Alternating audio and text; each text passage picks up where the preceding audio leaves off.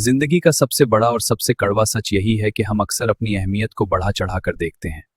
हम समझते हैं कि हमारी मौजूदगी किसी के लिए लाजिम है, हमारी खामोशी किसी को बेचैन कर देगी और हमारी कमी सबको महसूस होगी। मगर वक्त आहिस्ता आहिस्ता ये पर्दा हटा देता है और दिखाता है कि दुनिया किसी एक के रुकने से नहीं रुकती। ये एहसास इब्तिदा में तकलीफ देता है, अना को चोट लगती है और दिल सवाल करता है कि आखिर हमारी कदर कहाँ गई। लेकिन यही एहसास अगर समझदारी से कबूल कर लिया जाए तो कमजोरी नहीं, ताकत बन जाता है।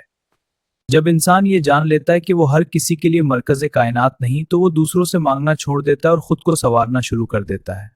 फिर वो तारीफ का भूखा नहीं रहता, तवज्जो का मोहताज नहीं बनता और ताल्लुकात में वजन की बजाय तवाज़ुन तलाश करता है। यही शऊर इंसान को मजबूत बनाता है, क्योंकि अब वो अपनी कदर दूसरों की तवज्जो से नहीं बल्कि अपने किरदार, मेहनत और उसूलों से नापता है। जिंदगी ये सबक इसलिए देती है ताकि इंसान खुद खड़ा होना सीखे।